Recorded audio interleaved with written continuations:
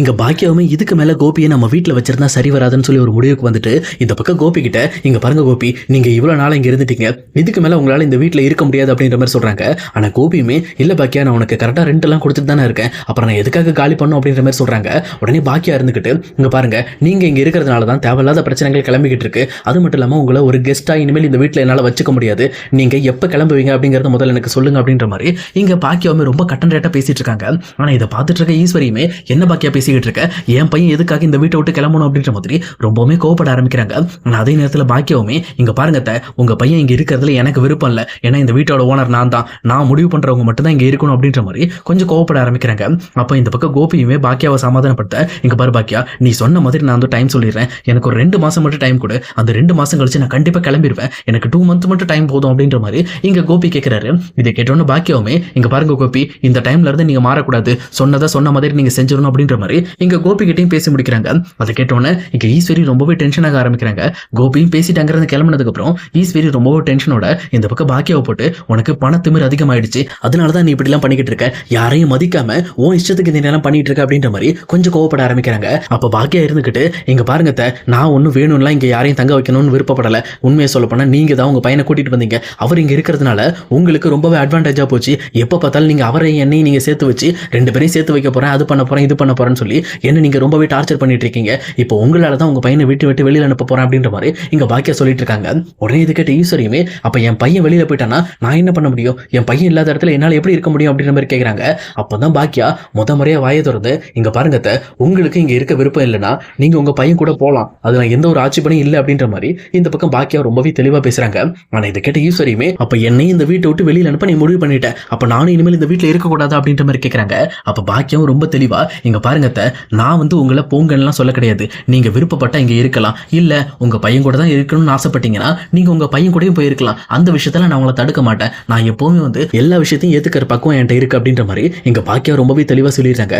இதை கேட்டோன்னு இங்க ஈஸ்வரிக்கு ரொம்பவே கோபம் வந்துடுது. சொல்லப்போனா என்ன வீட்டை விட்டு அனுப்பணும்னு முடிவு பண்ணிட்டா உனக்கு உண்மையிலுமே திமிரு ஜாஸ்தி ஆகி போச்சு, உனக்கு அகங்காரம் தலைக்கு ஏறிடுச்சு அப்படின்ற மாதிரி இங்க ஈஸ்வரி காய்ச்சி போச்சுன்னு கத்திட்டு அங்கிருந்து கிளம்புறாங்க. அதே நேரத்தில் செல்வியுமே, என்னக்கா இது திடீர்னு உங்க மாமியாரை இப்படி பேசிட்ட, நீ எப்பவுமே வீட்டில் இருக்க எல்லார்கிட்டையுமே ரொம்பவே போல்டாவும் கம்பீரமாவும் நடந்துக்குவேன், ஆனா உங்க மாமியார் பேசினா மட்டும் கொஞ்சம் இறங்கி போயிடுவேன், ஆனா இப்ப என்ன ஆச்சுக்கா, ஏன் அவங்கள இந்த மாதிரி எதிர்த்து பேசிட்டு அப்படின்ற மாதிரி கேட்கறாங்க. அப்பதான் பாக்கியா இருந்துகிட்டு, இங்க பாரு செல்வி, இதுக்கு மேல நீ யாருக்கும் பொறுத்து போகணும்லாம் அவசியம் கிடையாது, நான் என்னை பத்தி மட்டும் தான் யோசிக்க போறேன், ஏன்னா அவங்களுக்கு நான் நல்லது கெட்டதுலாம் சொல்றதுக்குலாம் ஒண்ணுமே கிடையாது, ஏன்னா அவங்க மனசுல ஒண்ணு முடிவு பண்ணிக்கிட்டு அதுக்கேற்ற மாதிரி நாம இல்லைன்னா நம்ம கெட்டவங்க அப்படின்னு சொல்லி சொல்றாங்க, அதெல்லாம் என்னால ஏத்துக்க முடியாது, அவங்க என்னமோ பண்ணிட்டு போறாங்க, அவங்க பண்ற விஷயத்துல நான் தலையிட மாட்டேன், ஆனா நான் எல்லாருக்கும் என்ன செய்யணும்னு நினைக்கிறனோ அது ரொம்பவே தெளிவாகவும் முழு மனசோடையும் எல்லாருக்கும் செஞ்சு முடிப்பேன் அப்படின்ற மாதிரி பாக்கியா சொல்றாங்க. அதே நேரத்துல இனிமேல் அவங்க என்ன பண்ணாலும் எனக்கு எந்த கவலையும் கிடையாது, யாரோ என்னமோ பண்ணிட்டு போறாங்க அப்படின்ற மாதிரி ரொம்பவே கேஷுவலா விட்டுறாங்க. அதே நேரம் இங்க செல்வி பேசினதுக்காக இங்க இன்னொரு பக்கத்துல இருக்க இனியாவும் செல்விக்கு சப்போர்ட் பண்றாங்க. அப்போ இங்க செல்வியுமே, பரவாயில்ல இனியா பாப்பா, நீங்க ரொம்ப நாள் கழிச்சு என்னோட குரல் எல்லாம் கேட்கறீங்க, உண்மை சொல்லப்போனா நான் பேசுற விஷயங்கள்லாம் நீங்க கவனிக்க கூட மாட்டீங்க, ஆனா இப்போ நான் பேசுறதையும் நீங்க காது கொடுத்து கேட்கறீங்க, அது கேட்க எனக்கு ரொம்ப நல்லா இருக்கு அப்படின்ற மாதிரி இங்க செல்வியுமே ரொம்பவே வந்து அன்போட இங்க இனியா பாப்பாட பேசிட்டு இருக்காங்க. ஆனா இனியாவுமே இங்க செல்வியோட பிரச்சனைகளை காது கொடுத்து கேட்கறதுக்கான காரணமே இங்க ஆகாஷ் தான். ஆகாஷ் எப்பவுமே தான் அம்மாவை பத்தி இங்க ரொம்பவே ப்ரௌடாவும் பெருமையாவும் இனியா கிட்ட பேசிட்டு இருப்பாரு. அதையெல்லாம் கேட்டதுக்கு அப்புறம் தான் இனியாக்குமே இங்க செல்வி மேல ஒரு பெரிய மதிப்பு வந்திருக்கு. சொல்லப்போனா எப்படி நம்ம அம்மா கஷ்டப்பட்டு ஒரு நிலைமைக்கு வந்தாங்களோ அதே மாதிரி ஆகாஷோட அம்மாவும் ரொம்பவே கஷ்டப்பட்டு ஆகாஷை படிக்க வச்சிட்டு இருக்காங்க அப்படின்ற விஷயத்த இவங்க தெளிவா புரிஞ்சுக்கிட்டு தான் இங்க செல்விக்கு கொஞ்சம் முன்னுரிமை கொடுக்க ஆரம்பிக்கிறாங்க. அதே நேரம் இன்னொரு பக்கம் இங்க கோபியுமே, நம்ம இந்த 2 மாசத்துல இந்த வீட்டை விட்டு போறதுக்குள்ள கண்டிப்பா வந்து ஒரு நல்ல காரியத்தை பண்ணிட்டு போகணும், எப்படியாவது எழிலையும் செலியனையும் இந்த பக்கம் குடும்பத்தோட நாங்க பாக்கியோட வீட்டுக்கு வர வைக்கணும், அப்பதான் கடைசி காலத்துல நம்ம அம்மாவும் சரி இன்னொரு பக்கம் பாக்கியாவும் ரொம்ப சந்தோஷமா இருப்பாங்க அப்படின்னு சொல்லி முடிவு பண்ணிட்டு ஃபர்ஸ்ட் எடுத்தோன்னு செலியனை வர வச்சு பேசுறாங்க. செலியன்ட்டுமே, இங்க பாருப்பா, நீ எப்படியாவது இந்த குடும்பத்தோட இங்க நீ மறுபடியும் நம்ம வீட்டுக்கு வந்துரு, ஏன்னா நீ எவ்வளவு நாள் உங்க மாமியார் வீட்டிலே இருக்க போற, அது மட்டும் இல்லாம உங்க வீட்டுல இருக்கிற உங்க பாட்டி ரொம்பவே வருத்தப்பட்டு இருக்காங்க, ஏன்னா அவங்க தனியா இருந்து ரொம்ப ஃபீல் பண்றாங்கப்பா அப்படின்ற மாதிரி இங்க செலியன் கிட்ட ரொம்பவே எடுத்து பேசிக்கிட்டு இருக்காங்க. அப்ப இதை கேட்டுட்டு இருக்க செலியனுமே, கண்டிப்பாப்பா நீங்க சொல்றதுனால நான் மறுபடியும் அந்த வீட்டுக்கு வந்துடுறேன், எனக்கு கொஞ்சம் டைம் கொடுங்க, அந்த டைமுக்குள்ள நான் வீட்டுக்கு வந்துடும் அப்படின்ற மாதிரி இங்க செலியனுமே கோபி கிட்ட பேசிடுறாங்க. அதுக்கப்புறம் அடுத்தபடியா கோபியுமே அடுத்து நம்ம எழில் கிட்ட தான் போய் பேசணும், அவன்கிட்ட டைரக்டா போய் பேசுவோம் அப்படின்ற மாதிரி இங்க எழிலுக்கு கால் பண்றாங்க. எழிலுமே, இல்லப்பா நான் ஒரு முக்கியமான விஷயத்துல இருக்கேன், சொல்லப்போனா நான் ஈவினிங் தான் உனக்கு நான் ஃப்ரீயானவனு சொல்லிட்டோமா அப்படின்ற மாதிரி சொல்றாங்க.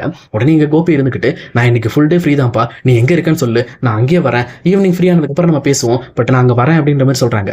அப்போதான் செலி இனிமே ஒரு ஷூட்டிங் ஸ்பாட் சொல்லி அந்த இடத்துக்கு வந்துருங்கப்பா, இங்க தான் ஷூட்டிங் எடுத்துட்டு இருக்கோம், இதை முடிஞ்சதுக்கு அப்புறம் நம்ம பேசலாம் அப்படின்ற மாதிரி இங்க எழிலுமே சொல்லிடுறாங்க. அதுக்கப்புறம் கோபியுமே இங்க எழில் ஷூட்டிங் எடுக்கிற விஷயத்தெல்லாம் போய் பார்த்துட்டு ரொம்பவே ஆச்சரியமாகறாங்க. சொல்லப்போனா எழிலுக்குள்ள எவ்வளவு திறமை இருக்கு, ரொம்பவே திறமசாலியா இருக்கானே அப்படின்னு சொல்லி எழிலை பத்தி ரொம்ப ப்ரௌடா ஃபீல் பண்ணிக்கிட்டு இருக்காங்க.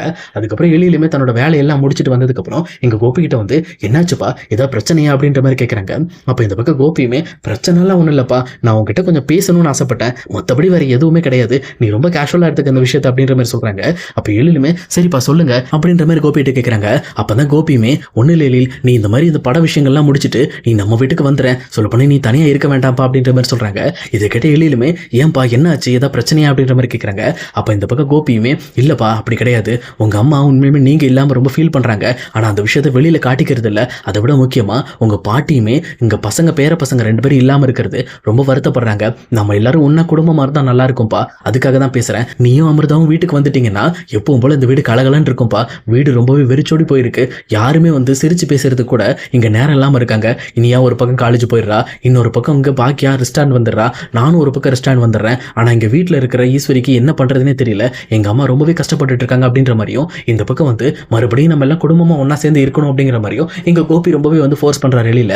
அப்ப எழிலுமே கண்டிப்பாப்பா இந்த விஷயத்தை பத்தி நான் கொஞ்சம் அமிர்தாட்ட பேசிக்கிறேன், ஏன்னா நாங்க 2 பேரும் நல்ல நிலைமைக்கு வர்ற வரைக்கும் கொஞ்சம் வெளியில இருக்கலாம் அப்படின்ற மாதிரி யோசிச்சோம், ஆனா அந்த விஷயத்துல அமிர்தா ரொம்பவே போல்டா இருக்கா, நான் பேசுறேன்ப்பா உங்களுக்காக பேசுறேன் அப்படின்ற மாதிரி இங்க எழிலுமே சொல்லிட்டு அங்கிருந்து கிளம்புறாங்க. அதுக்கப்புறம் தான் கோபி டேரக்டா செந்தில மீட் பண்ணி அவர்கிட்ட ரொம்பவே கேஷுவலா பேச ஆரம்பிக்கிறாங்க. ஆனா கோபி டல்லா இருக்கா அப்படிங்கிற விஷயத்த இங்க செந்தில் கண்டுபிடிச்சிட்டு என்னாச்சுடா கோபி என்ன பிரச்சனை, நீ ஏன் ஒரு மாதிரி இருக்க, ஏன்னா நீ பழைய கோபி மாதிரி இல்லையடா அப்படின்ற மாதிரி கேட்கறாங்க.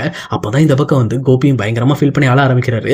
சொல்லப்போனா அவர் ரொம்பவே விருப்பப்பட்டாலும் இனிமேல் பாக்கியா வீட்டுல இருக்க முடியாது, பாக்கியா என்ன வீட்டை விட்டு கிளம்ப சொல்லிட்டா, நான் 2 மாசம் டைம் கேட்டிருக்கேன், அதுக்குள்ள பாக்கியாவோட வீட்டுல அவங்களோட பசங்க எல்லாரையும் ஒன்னா கொண்டு போய் சேர்த்துட்டு அதுக்கப்புறம் நான் அங்கிருந்து கிளம்பிடுவேன், அப்படிதான் நான் பாக்கியாக்கு வாக்கு கொடுத்திருக்கேன் அப்படின்ற மாதிரி செந்தில் கிட்ட கோபியும் ஃபீல் பண்ணி பேசுறாங்க. உடனே செந்தில் இருந்துகிட்டு சரிடா ஓகே அதெல்லாம் நல்ல விஷயம் தான், அப்புறம் எதுக்காக நான் ஃபீல் பண்ணி அழுற அப்படின்ற மாதிரி கேட்கறாங்க. அப்பதான் கோபி இருந்துகிட்டு இல்லடா எனக்கு இனிமே பாக்கியா மேல விருப்பம் இருக்கதான் செய்யுது, ஆனா அந்த விருப்பத்தை என்னால ஓப்பனா வெளிப்படுத்த முடியல, ஏன்னா அவளை நான் ரொம்பவே கஷ்டப்படுத்திருக்கேன், ஏன்னா இதுக்கு முன்னாடி நான் பாக்கியாவெல்லாம் ஒரு ஆளா மதிச்சதே கிடையாது, அவளை ரொம்பவே கொடுமைப்படுத்திருக்கேன், அது மட்டும் இல்லாம ஒரு கிச்சன்ல இருக்கிற ஒரு கேஸ் ஸ்டவ் ஒரு குக்கர் இந்த மாதிரி ஒரு சின்ன பொருள் மாதிரி தான் அவளை நான் வந்து ட்ரீட் பண்ணியிருக்கேன், அவளை எப்போவுமே ஒரு மனுஷன் நினைச்சதே கிடையாது, ஆனா இப்போ அவளை மனுஷன் நினைக்காம போனதுக்கு நான் ரொம்பவே ஃபீல் பண்ணிக்கிட்டு இருக்கேன்டா, அவளை நான் மிஸ் பண்ணிட்டேன், ஒரு நல்ல பொண்ணை நான் ரொம்பவே கஷ்டப்படுத்திட்டேன், அது மட்டும் இல்லாம இங்க பாக்கியாக்கு துரோகம் பண்ணி மறுபடியும் ராதிகாவோட லைஃப்க்கு போய் இப்ப ராதிகாவும் கடைசியில என்னை விட்டுட்டு போயிட்டா, இப்ப ராதிகாவுக்கும் நான் துரோகம் பண்ணிட்டேன், என்னால எந்த இடத்துலயும் நிலைய நிற்க முடியல, ஏன்னா நான் எதுக்குமே வந்து பெர்ஃபெக்ட்டே கிடையாது, நான் ஒரு டிஃபெக்டட் திங்ஸ் அப்படின்னு சொல்லிட்டு இந்த பக்கம் கோபி பயங்கரமா ஃபீல் பண்ணி ஆள ஆரம்பிக்கிறாரு.